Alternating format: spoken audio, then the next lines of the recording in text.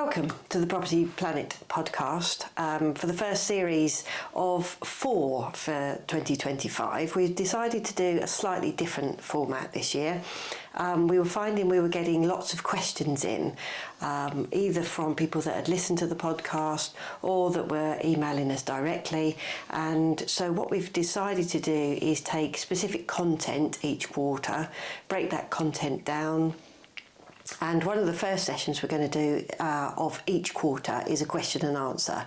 So with the impending changes to the stamp duty land tax from the 1st of April, we thought now was a good opportunity to look at those changes that are coming in. And the first episode that we're doing this week is for first-time buyers relief and how the change is going to come into effect. So we've invited an esteemed guest. So we've invited Freya to come onto the podcast with us and to ask us questions. So she's gone out and done some market research and gathered in the questions that she's got from friends and colleagues. And we're going to have a chat about how the new first-time buyers relief and the changes that are going to happen are going to impact people. So, hi Freya. Hello, thank you for having me. Just some background on me. I've worked for Bell Howley for 18 months, and before I worked for you I didn't really have any idea about SDLT, but I have since gained, I'd say, a fair amount of knowledge, but I know from talking to friends about my age, I'm in my mid-20s, that they don't know as much, and with the changes that are coming in, we thought now is better than ever, so that I can... Well, it's a good opportunity for people trying to get onto the property ladder, trying to save, or if they get the benefit from deposits from parents or grandparents, then it might be an opportunity for them to maybe look at settling down after the wildness of the university years and how things have changed.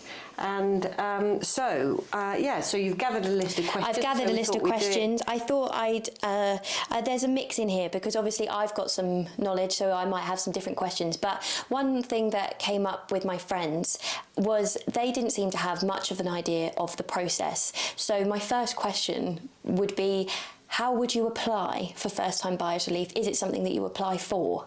Okay, yeah, so in every property transaction there is a requirement to make a notification to HMRC, and you do that using a form called the SDLT1. Okay.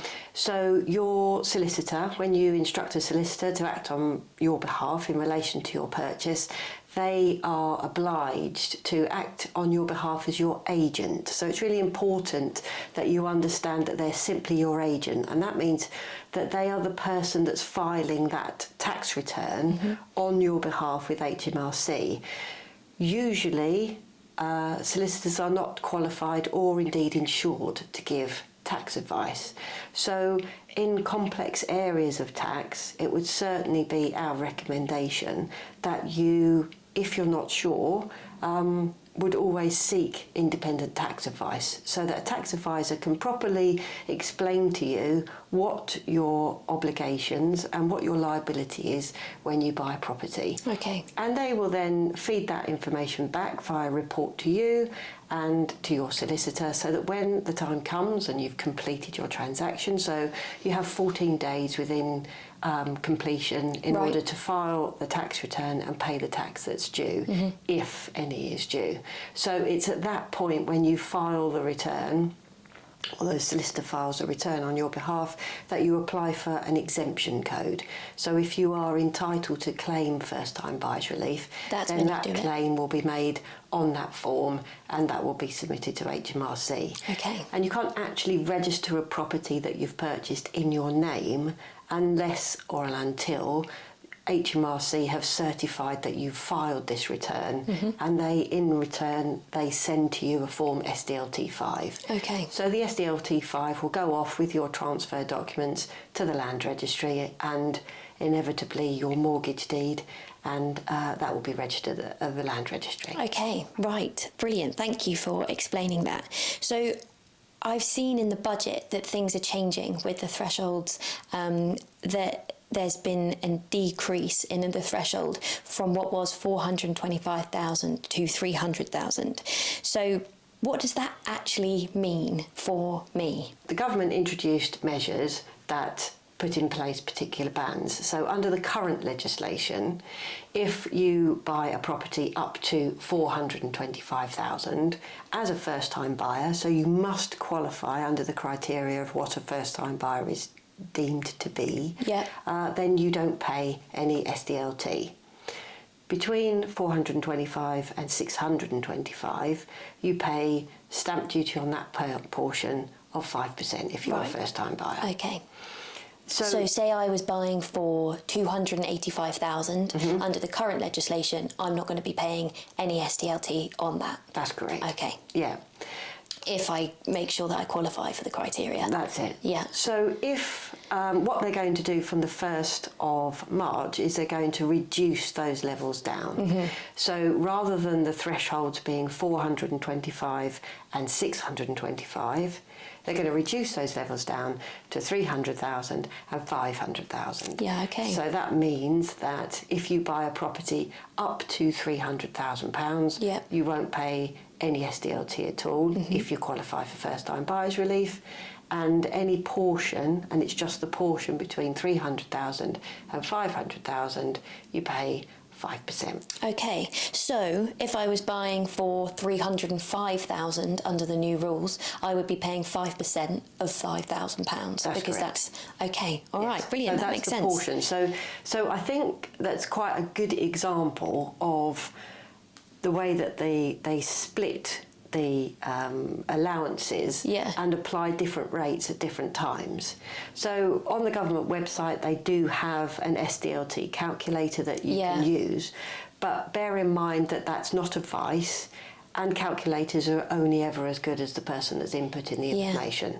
So it's really important that if you are not sure, whilst Google searches and AI are fantastic, they don't actually give you necessarily the answer that you need.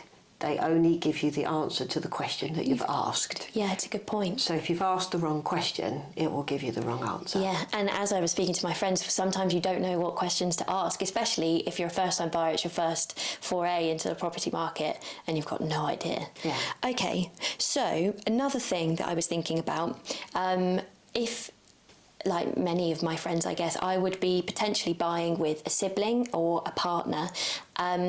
Does their first-time buyer status affect mine? So if they had owned property before, say my sister owns a flat now, if she was to sell her flat and we were to buy together, would I qualify for first-time buyers, or does that just mean for the whole transaction we don't get the relief? Yeah, you lose the relief. Right. So in order to qualify for first-time buyers relief, one of the criteria is, have you ever owned any property or an interest in any property anywhere in the world before? Okay. So the tricky part is the interest in the property in some circumstances, but that applies to both of the applicants. So if you were to buy the property on your own, then the fact that obviously your sister's got a property doesn't make any difference. Yeah. If you buy a property with your sister, with a sibling, with a parent, if that person has owned a property before, even if they don't own it now, then you will not qualify for first-time buyers relief. You will effectively lose it. So it's really important when you're looking at whether or not to put another person on the title, who might be helping you out with purchasing. That leads me on to another question we had actually, because I was speaking to one of my mates and she is purchasing, and her dad is helping her out with her deposit, as I'm sure quite a lot of people have help with their deposits. If her dad has got property and he's helping with her deposit, does that affect her first-time buyer status? Again, as with all of these things, it depends. So if her dad's name is going onto the title, then yes, it will, because he inevitably will have owned property before, and may still have. So there's two things that you need to watch there. So first of all, she could lose her first-time buyer status, and secondly, there could be a surcharge applied because he has an interest in an additional property that he's not selling. So you need to really think about that carefully. And, you know, there are mortgage products available called joint borrower, sole purchaser lending. Yeah. So they work very much like a guarantor. So perhaps you and your father would be on the mortgage, but only your name's on the title. Okay. So it relates to whose name is going to be on the title as to whether or not they have an interest in that property. So simply providing somebody with a deposit doesn't make any impact at all. On your status, that's simply a gift. Yeah, okay. If there is going to be some form of interest in the property, that's when you need to be more careful and you need to make sure you take proper professional advice. Right, okay. All right. I've got another question. Okay. Most of my friends live in London, probably looking to buy in London, but maybe not. Obviously, it's an expensive place to live. So, question that came up was, does the threshold ever differ depending on property prices around the UK? Because whether you're buying up in Durham, say, that's a cheaper housing market than it is in Clapham, for example. No. Oh, okay. And that is. Is that a new thing, or no? That relates to. That is one of a lot of people's concerns with regards to the way in which property prices reflect people's income, and the differences in income and the cost of living in different areas.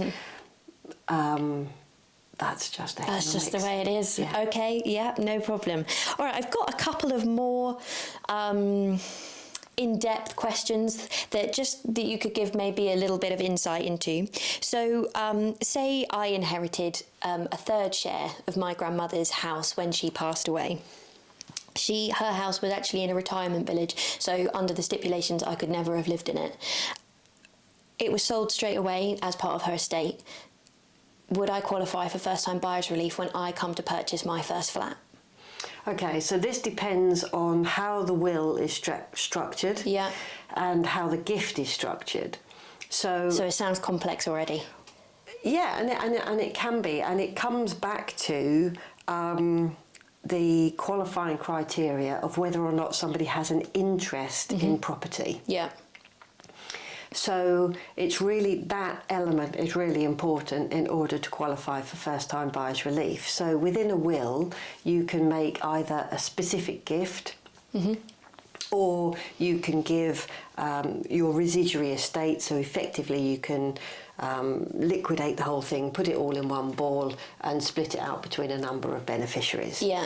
So if you are specifically gifted a property in a will, then you are gifted an interest in a property in a will.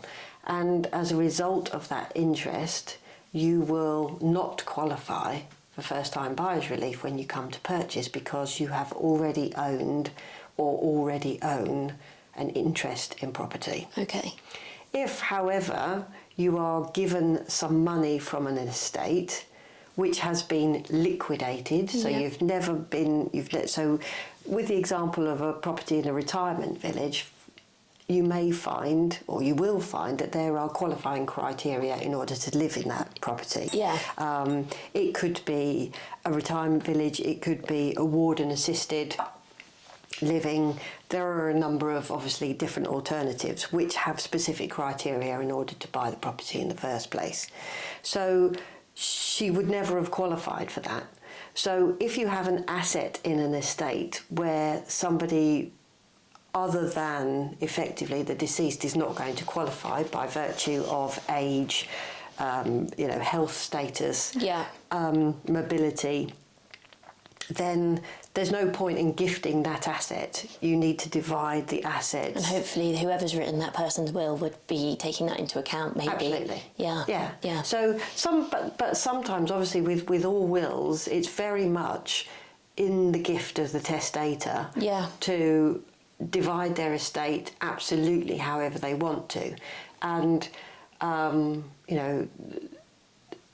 money does extraordinary things to people, especially when it comes to wills, and especially when it comes to gifting monies through estates. Yeah.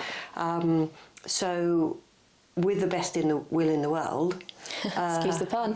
then then testators don't necessarily worry about the tax. Yeah, okay. Because they're going to be dead.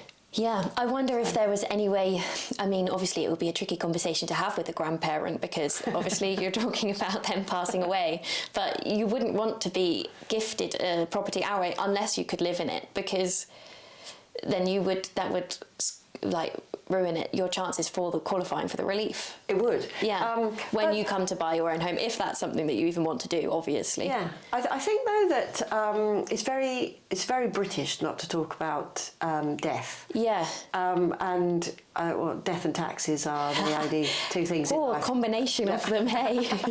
So I think that actually it's down to individuals maybe to find ways to have the conversation, because I wouldn't want to do something that necessarily prevented my granddaughter from being able to take what I perceive to be the true benefit of what I'm giving to her. Yeah. So I think that, you know, maybe people have ways of having those conversations with people. Yeah. But it's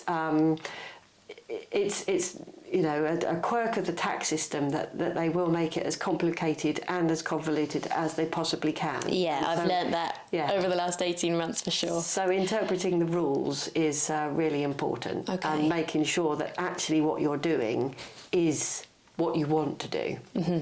Okay, all right. Well, I mean, it's coming across that it can very quickly get complicated of whether you will qualify under the criteria or not. I think maybe just one more question. Maybe a couple. I've got just in terms of buy-to-lets. Yeah. So if I was to purchase a buy-to-let as my first house, or first property rather, would I qualify for first-time buyers?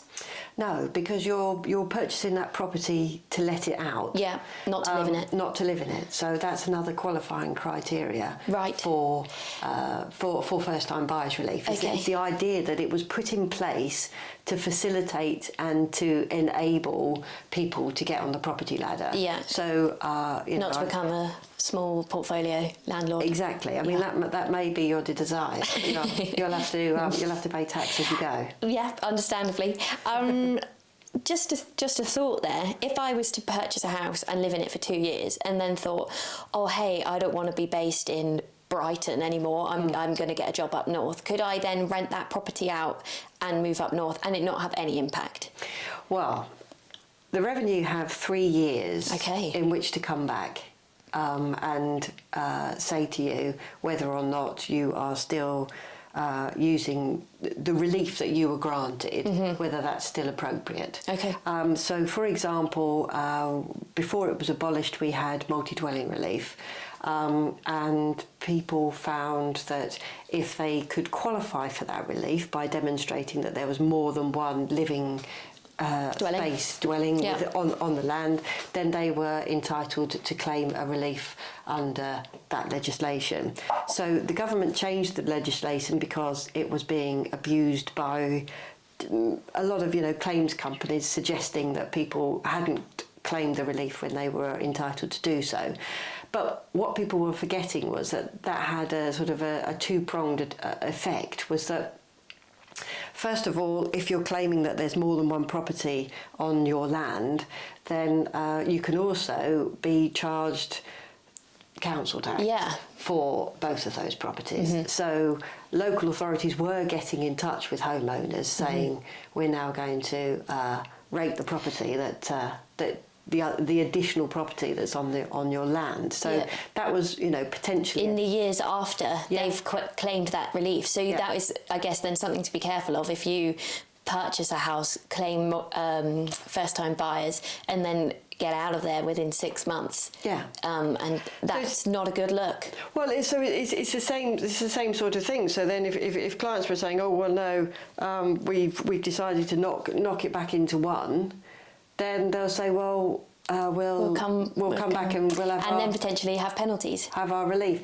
Yeah, I mean, with penalties, the way that they charge penalties, so they, usually penalties relate to they certainly will always charge interest, but penalties relate to whether or not somebody has. It's not just about making a mistake. It's whether or not the revenue consider that you have in some way been trying to avoid the tax. Okay. So penalties can be charged up to 100%, but obviously the more the HMRC feel they've been manipulated, the higher the penalty is going to be. And then that comes back to making sure that you're seeking independent tax advice if you're not sure about it, or if your solicitor isn't sure about it. Yeah. Because that is, like you said at the beginning, solicitors aren't tax advisors. No, they're not, and it's very much. As a solicitor of 27 years myself, I'm acutely aware of the pressures that solicitors are under, and I'm also acutely aware of the number of hats they now have to wear. So, whereas it's not just about looking at the legal title, it's looking at the survey, it's whether or not there are any environmental issues, it's whether or not, you've got an interior design qualification and you actually can, the ALGA works or whatever. Who knows? But certainly in relation to tax advice, it's not your solicitor's obligation to work out the tax on your purchase. It's ours, right? The purchaser. Yeah, it is. It's a self-assessed tax. Now, solicitors are obliged under their quality schemes to have proper SDLT processes and policies in place. They're also obliged to provide you with an indication of what your stamp duty is likely to be at the beginning of your transaction. But if things become more complicated, and that can simply become more complicated because you are applying for a relief or a surcharge applies, then your solicitor rightly will turn around to you and say, this is an opportunity where you need to take independent tax advice. Right, okay.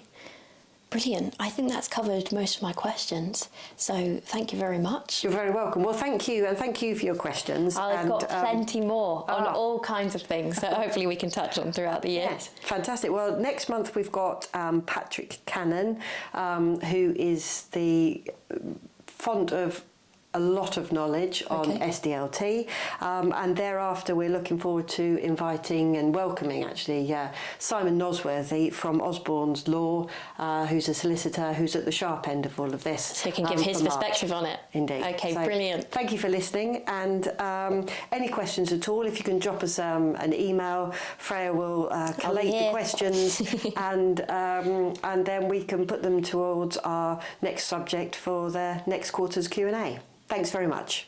Thank you.